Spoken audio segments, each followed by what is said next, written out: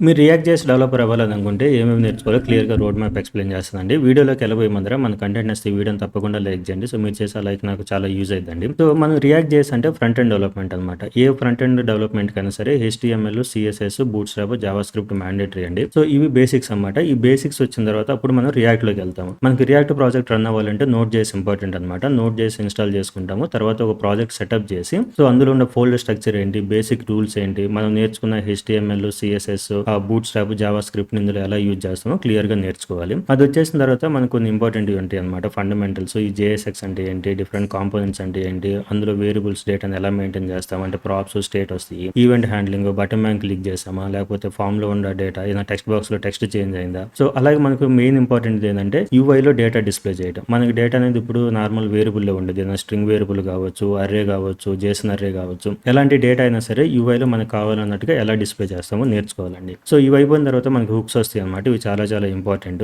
వాటితో పాటు మనం రౌటింగ్ ఎలా సెటప్ చేస్తాము. సో, మనం ఏదైనా వేరే పేజ్ మనం క్లిక్ చేసాము. ఆ పేజ్‌కి ఎలా రౌటింగ్ వెళ్ళిద్ది, dynamic routing, normal routing. So, ఇవి మనం నేర్చుకోవాలన్నమాట. అది అయిపోయిన తర్వాత ఫార్మ్స్ అనేవి ఇంపార్టెంట్ అండి. మనం వెబ్‌సైట్స్‌లోకి వెళ్తే login, sign up, data post చేయడం ఏవో ఫార్మ్స్ వస్తా ఉంటాం కదా. సో, అవన్నీ మనం డేటా ఎలా హ్యాండిల్ చేస్తాము, దాని మీద వాలిడేషన్ ఎలా చేస్తామో క్లియర్‌గా రావాలి. ఇది అయిపోయిన తర్వాత ఏపీఐ కాల్స్ అండి. ఇది చాలా చాలా ఇంపార్టెంట్ ఇది. సో, ఫార్మ్స్‌లో ఉండే డేటాను బ్యాక్ ఎండ్‌కి పంపించడానికి ఏపీఐ కాల్స్ యూజ్ చేస్తాము. అలాగే మనం బ్యాక్ ఎండ్‌లో ఉండే డేటాను తీసుకొచ్చి యూఐలో డిస్ప్లే చేయడానికి కూడా ఏపీఐ కాల్స్ యూజ్ చేస్తాం అనమాట. ఇది మ్యాండేటరీ. ఇది లేకపోతే మనం ఏం చేయలేము. అలాగే మనకి రిడక్స్ ఉంటుందండి స్టేట్ మేనేజ్మెంట్ కోసం ప్రతి కంపెనీ యూజ్ చేసేది. అది నేర్చుకోవాలి. అది అయిపోయిన తర్వాత ప్రాక్టీస్ కోసం ఒక ప్రాజెక్ట్ చేయండి, చిన్న ప్రాజెక్ట్. సో, మీకు లాజిక్ బిల్డింగ్ అదంతా వచ్చేసిద్ది. ఏమైనా డౌట్స్ ఉంటే కామెంట్ సెక్షన్‌లో పింగ్ చేయండి. థాంక్ యూ అండి.